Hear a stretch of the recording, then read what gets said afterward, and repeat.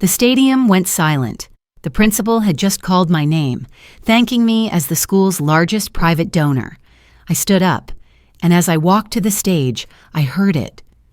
A sharp breath behind me, followed by the sound of my sister trying not to cry. Just 30 minutes earlier, she had called me a lonely nobody. Now the whole crowd knew the truth. Hi, I'm Rachel, and I've spent most of my life being overlooked by my family. But that day, everything changed. Before we jump into the story, if you don't mind, let me know where you're from by leaving a comment below. That way, I can send a special hello your way. Now go ahead, grab yourself a warm cup of water, and find a comfy spot. It's time to begin the story. I hadn't spoken to my sister Lindsay in over a year when her name lit up my phone. I stared at the screen like it had dialed itself. She wasn't the kind of person who reached out unless there was an audience or a reason. And we both knew I wasn't exactly anyone's idea of a family fixture. The last time I saw her, she stood across from me at our parents' Christmas brunch, balancing a mimosa in one hand and her self-congratulations in the other. She called my career impressive in its own quiet way and told me I was clearly on my own path, which, in Lindsay speak, meant I'd veered off the one worth following. I didn't answer the call. Instead, I let it ring out, then buzz again 5 minutes later. This time, a message. I tapped the screen, hesitated, and finally hit play. "Hi, Rachel," my mother's voice began, clipped and brittle. "Lindsay's invited us all to Emily's graduation next month. It would be nice if you showed up for once." For once. Like I'd missed events out of selfishness instead of self-preservation. I set my phone down and returned to the quarterly reports I was reviewing, but my focus drifted. Outside the window, Portland wore its usual spring gray, the kind of afternoon that made everything look paused. Clouds hung low, sidewalks shiny with leftover drizzle. The hum of my espresso machine sounded louder than usual in the quiet of my apartment. An hour later, curiosity got the best of me. I opened the email. The subject line was chipper. Emily's big day. The message was full of pastel confetti graphics and a Canva-designed banner with her senior photo, bright-eyed, confident, wearing her cap at a slightly fashionable tilt. Underneath, Lindsay had written, "We're so proud. Family seating will be reserved up front. Dress code, smart casual." I noticed how she signed it. "With love, Lindsay and Daniel." No mention of Rachel, not even an afterthought. I leaned back, phone resting on my knee. For a long time, I just sat there. It wasn't that I didn't want to see Emily. I loved that kid. When she was little, she used to sneak into my study whenever we visited our parents and ask about my books. She'd once told me she liked how I listened instead of just talking. But that was before Lindsay decided I wasn't worth listening to. And once Lindsay drew those lines, our parents followed suit. I scrolled through old photos out of some strange impulse. Sure enough, in the family group chat from last Thanksgiving, I was absent. Even though I'd stopped by briefly to drop off a pie and say hello, they didn't include me in the group selfie. Or maybe they cropped me out. I couldn't be sure. Either way, it told me everything I needed to know. Still, I found myself opening a drawer in my bedroom and pulling out a small wooden box I kept tucked beneath some scarves. Inside, neatly folded, was a letter on thick school stationery. I ran my fingers across the embossed crest before unfolding it. It was from the principal of Emily's high school, dated 3 years earlier. A thank you note for a scholarship fund I'd quietly started after learning their after-school STEM program was at risk. They'd asked if I'd like my name included on the donor wall. I declined. At the time, I didn't want my family to know. I wasn't sure if it was pride or cowardice. Maybe both. But I'd given the money for the students, not the applause. Now I looked at the letter with a strange mix of comfort and ache. I wondered if Emily even knew. Probably not. That evening, I walked into the kitchen and poured myself a glass of Merlot, my eyes trailing across the living room where my life, unnoticed by my family, had bloomed. Clean lines, calming grays and greens, a shelf of novels I loved. I wasn't lonely. I was rooted in a world I'd built myself. But that didn't mean the ache didn't surface now and then. I opened my laptop, clicked reply to the invitation, and typed 4 words. "I'll be there. Thank you." I hit send before I could overthink it. Later that night, I stood by my window with the city lights twinkling beyond the glass.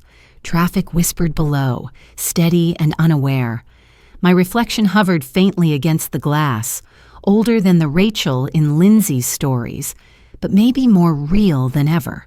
I didn't know what to expect from that day.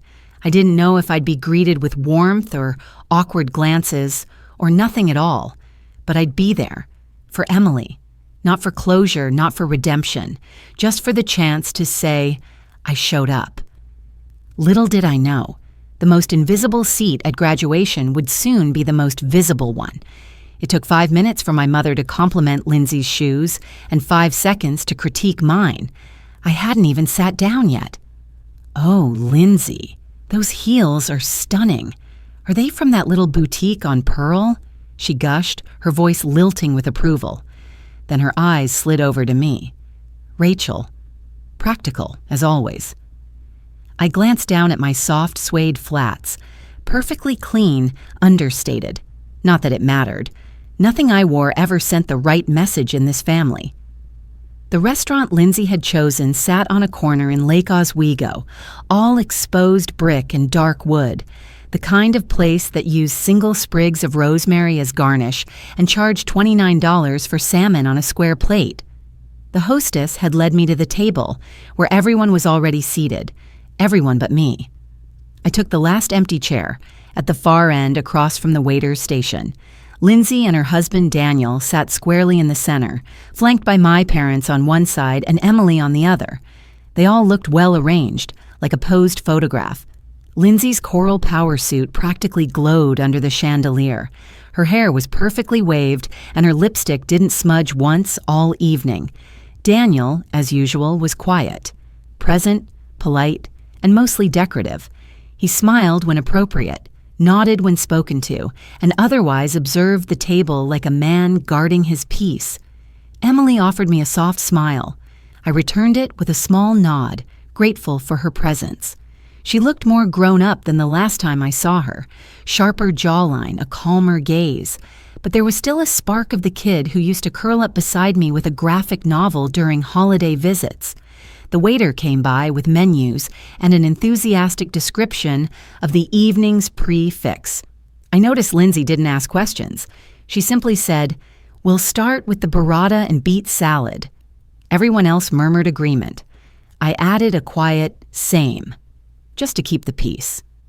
The dinner began like most family meals had over the last decade, pleasant on the surface, brittle underneath.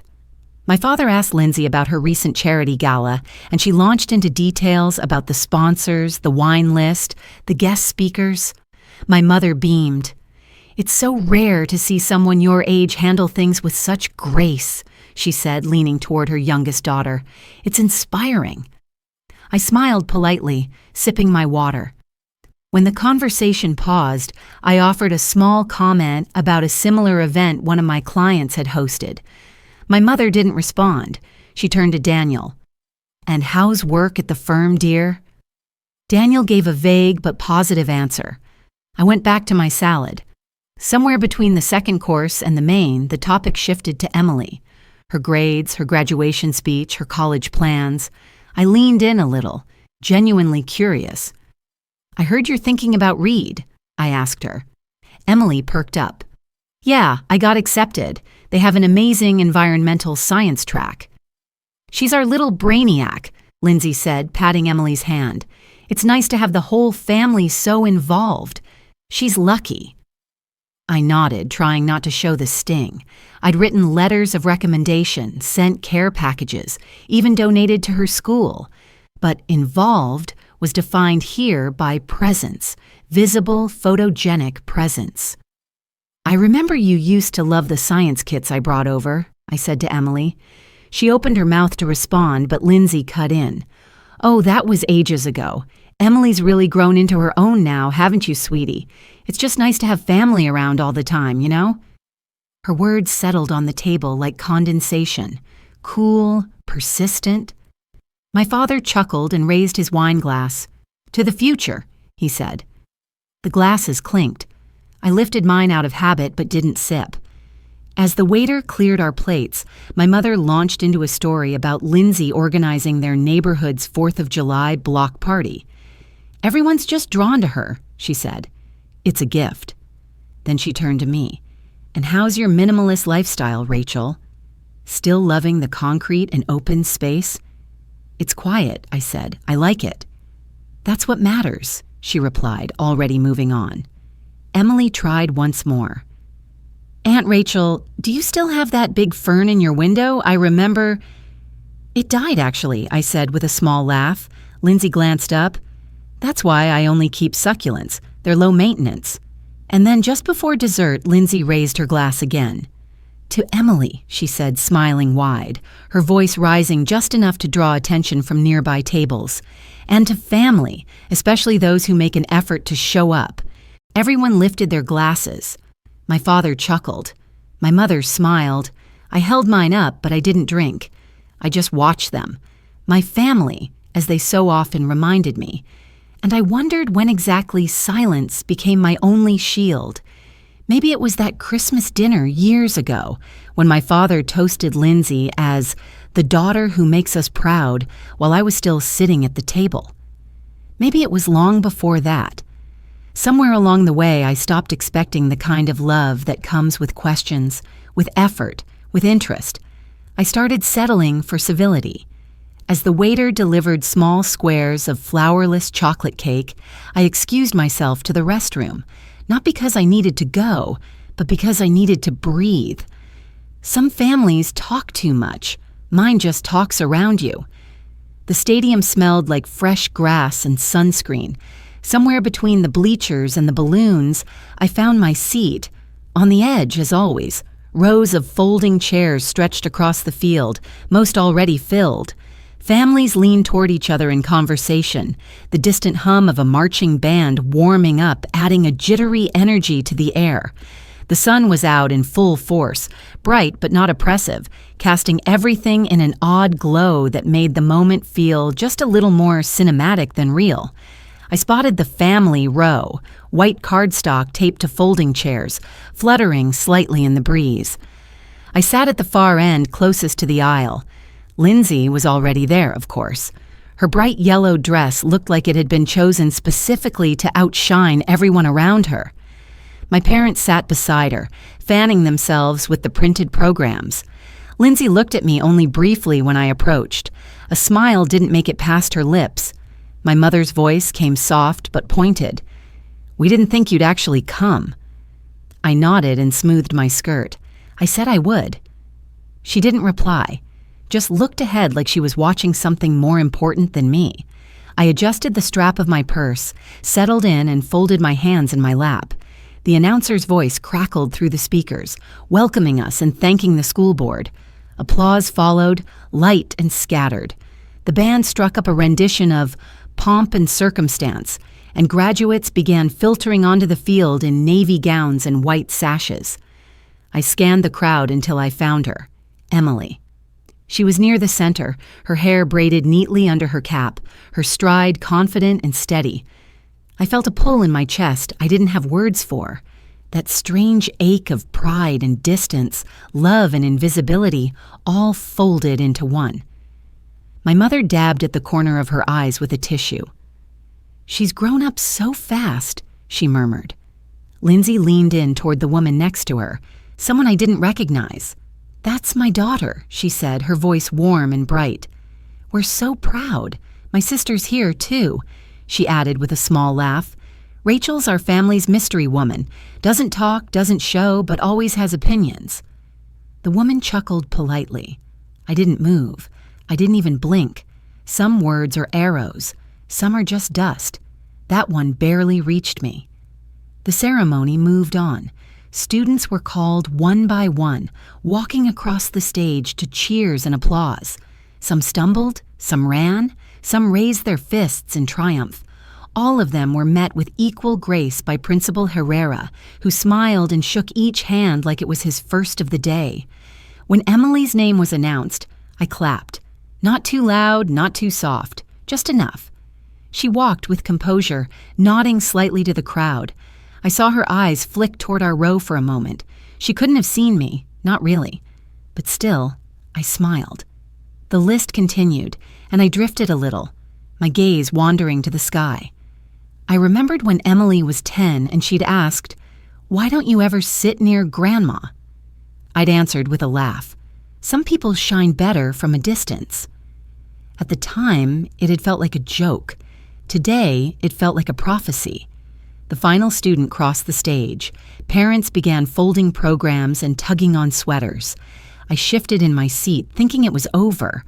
But then, Principal Herrera stepped back to the microphone. His voice settled over the stadium like a fresh breeze. "Before we conclude today's ceremony," he began, "I want to take a moment to acknowledge someone very special to this school." The crowd quieted. Each year, we benefit from the generosity of donors, parents, alumni, local businesses, who help us go above and beyond for our students. But this year, one person made an extraordinary impact. I straightened a little.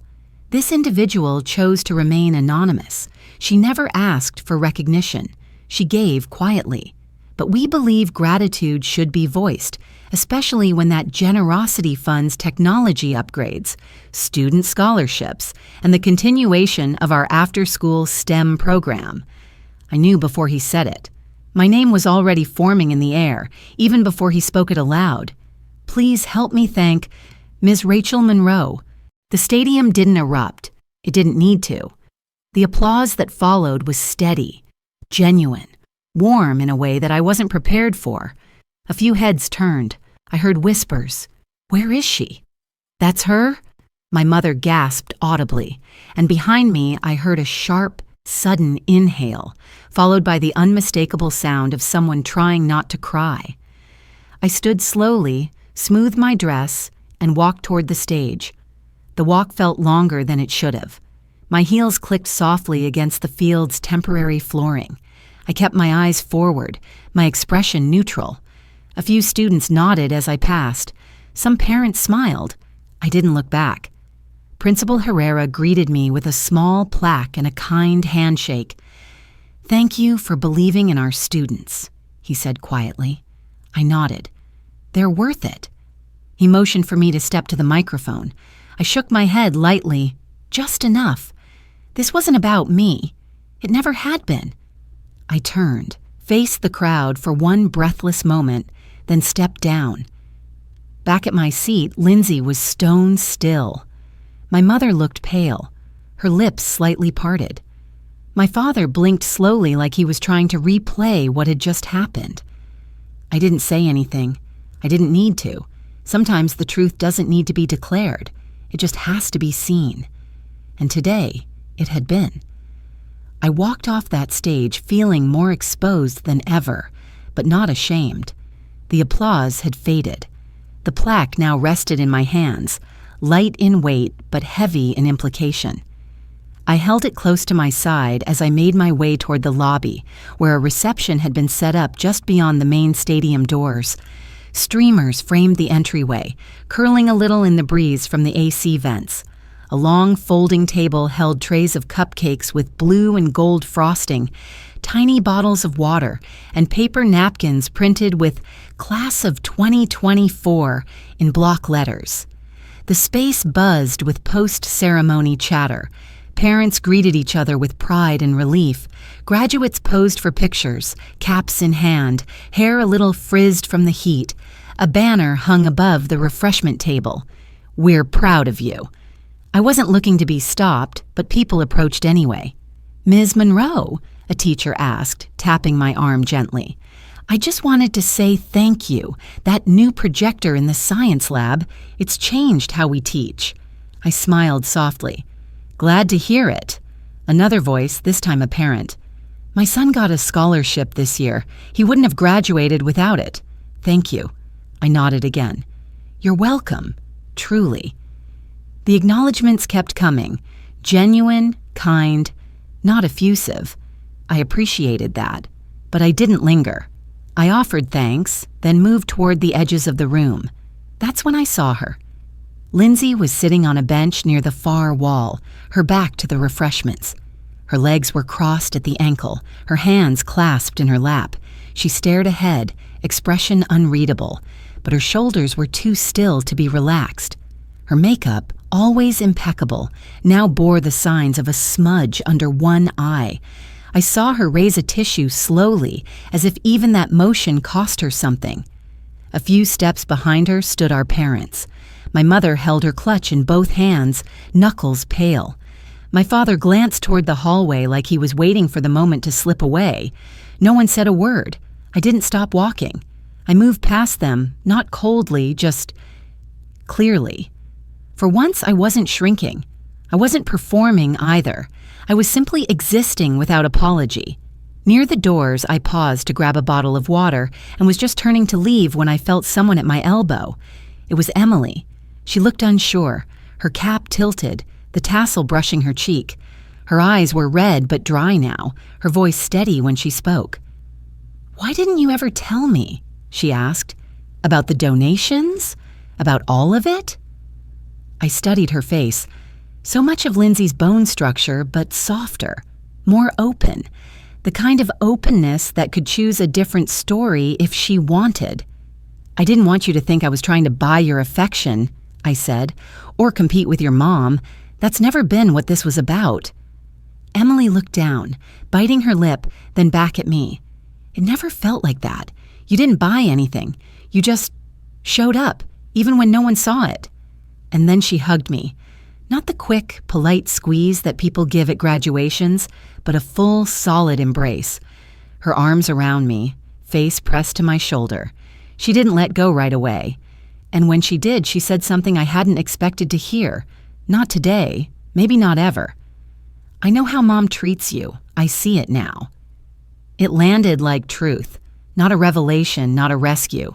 Just quiet confirmation. Sometimes that's all a person needs.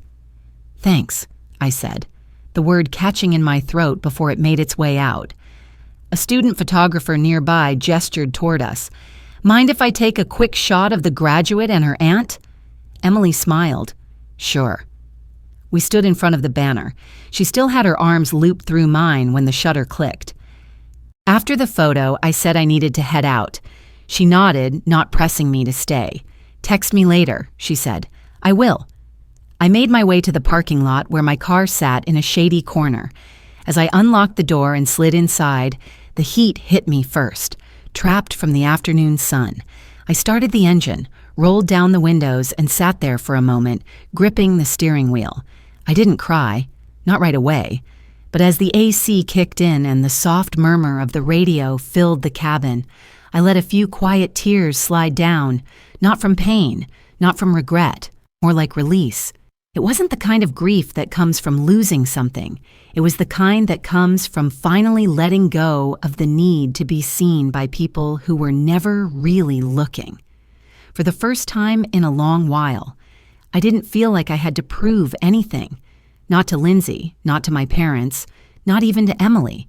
As I pulled out of the parking lot and turned onto the quiet road home, the silence didn't feel like emptiness. It felt like a clean page. No one from my family called, not even a single text. The first day after the graduation, I told myself they were still processing. The second day, I figured maybe they were busy or traveling. By the third, I stopped making excuses and simply turned my phone over on the nightstand each morning without checking it first. The quiet wasn't new. It had followed me most of my adult life. But now it rang different. Not accusatory, not icy, just hollow. Like a guest who'd overstayed and finally left, taking their tension with them. I didn't rush to fill the silence.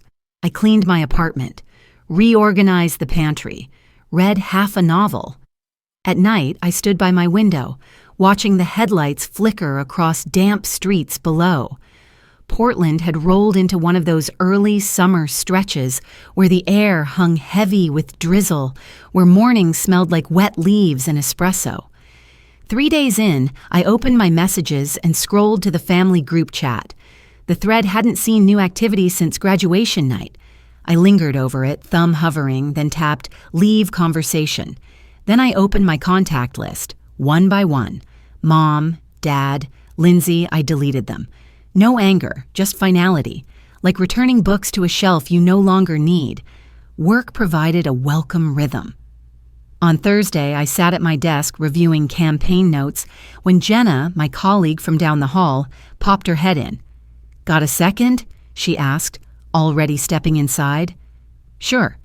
She pulled out her phone and held it up. A blurry photo of a computer lab appeared. My old high school just posted this. Apparently they got a tech grant and a dozen new laptops thanks to someone very generous. I blinked, recognizing the school's logo. I'm glad they're putting them to good use. Jenna narrowed her eyes, then smirked. "You had something to do with this, didn't you?" I shrugged. "I may have made a few phone calls." "You're sneakier than you look," she said, grinning. As she turned to leave, she paused. "By the way, cute background." I glanced at my laptop. The screen showed a photo. Emily, maybe 10 years old, sitting cross-legged on a rug with a telescope and a bowl of cereal, grinning like the stars were inside the room. Jenna tilted her head. "She yours?" "No," I said, "but she's someone I care about." Later that afternoon, my phone buzzed. One message. "Emily, can we talk soon? I want to ask you something." I smiled before I even realized it. We met the next day at a corner cafe in Northeast, a cozy spot tucked between a used bookstore and a florist. The place smelled like cinnamon and old wood. Rain tapped against the windows like it had nowhere better to be. Emily arrived wearing a hoodie under her raincoat, damp hair pulled into a bun. She spotted me instantly and gave a small wave before sliding into the seat across from me. "Thanks for meeting me," she said, unwrapping her scarf. "Of course." For a moment, we just sat there, sipping. She stirred her latte 3 full times before speaking. "I owe you an apology." I shook my head gently. "You don't owe me anything." "I do," she said. "Not just for what Mom said, or didn't say, but for not seeing it sooner. For not noticing how you were kept outside everything." I let the words settle. I didn't rush to fill the space between us. "I'm not mad," I finally said. "You had no reason to know, and it's not your fault for loving your mom. You're allowed to." She nodded slowly, "But I can love her and still see what she did." Another silence passed, this one easier. "I wanted to ask," she continued, "if you'd come to my college send-off dinner. It's just a backyard thing, nothing fancy. But I want you there. I want people to know who you really are." I looked at her, really looked. She wasn't the little girl with questions anymore. She was someone making her own decisions, still young, still figuring it out, but brave enough to step away from the script. For a long time, I had confused absence for safety. I'd let silence become my armor. But maybe, just maybe, it was also a door I could choose to walk through. I stared at my coffee, steam rising gently. "Then I'll show up," I said. "For real this time." And I meant it. The patio twinkled with string lights, and I almost turned around and left. It wasn't nerves exactly, more like the ghost of an old instinct, the part of me that still questioned whether I truly belonged anywhere my last name was spoken aloud. But before I could overthink it, the wooden door to the restaurant creaked open, and there she was, Emily. She stepped out barefoot, holding her heels in one hand, and smiled so widely it chased the doubt right out of my chest.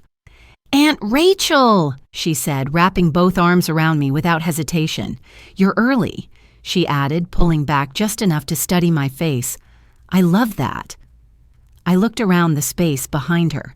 The back patio of the restaurant was rustic and charming, weathered tables lined with mason jars of wildflowers, white folding chairs gathered in clusters, and a buffet table filled with hand-labeled dishes like Layla's kale salad and Grandparoy's mac and cheese, R.I.P.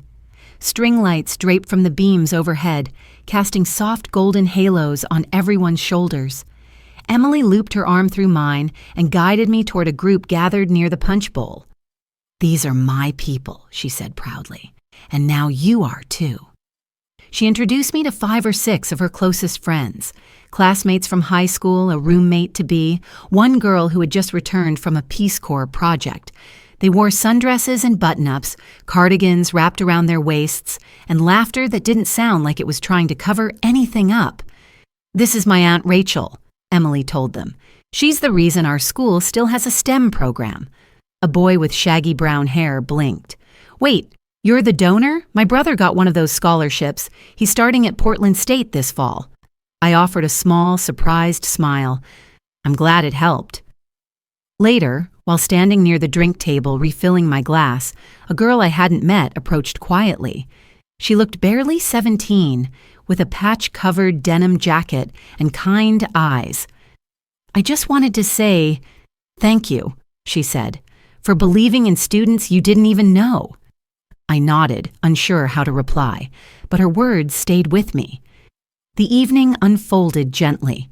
Music played from a Bluetooth speaker, a mix of indie folk and Nina Simone. A breeze carried the smell of something grilled and herby through the air. People laughed, swapped stories, reached across tables for second helpings. And Emily, she was radiant, moving from table to table like a natural host, not from obligation, but from genuine care. She paused every so often to touch my shoulder, smile in my direction, or make sure my plate wasn't empty. Watching her, I saw not a reflection of Lindsay or my parents, but someone who had chosen, deliberately, another path. One of grace. The sky began to dim, and the warm glow of the string lights seemed to pulse a little brighter. Toward the end of the meal, someone tapped a glass with a spoon, and Emily stood holding her drink. "I wasn't going to do a toast," she said, cheeks flushed, "but here we are." A soft hush fell over the group. "I just want to say thank you," she continued, looking around, "to my friends, my mentors, everyone who's shown up in my life this year. But most of all," she paused, eyes meeting mine, "I want to thank my Aunt Rachel for showing me that strength doesn't have to be loud. It can be quiet, it can be steady, and it can change lives without demanding applause." She raised her glass. Others followed. I lifted mine, blinking back the sting in my eyes. It wasn't the kind of cry that comes from being hurt. It was the kind that comes from being seen. And for the first time in a long while, I let it happen. No one stared. No one recoiled. They just smiled and sipped and passed around slices of pie. Later, as the party began to wind down, Emily walked me out to my car. The night had cooled, and the sky above us stretched clear and deep. She stood beside the driver's side door and hugged me again, longer this time, quieter. "I'll write to you every week," she whispered, her voice certain, and I believed her. As I drove home beneath the stars, the roads felt softer somehow. My apartment waited, quiet and familiar. But this time, the quiet wasn't lonely. It was something else entirely. It was home, finally. Not because someone gave it to me, but because I'd claimed it for myself. Some families are born, others are chosen. And sometimes, the ones we choose teach us how to love better than the ones who never tried.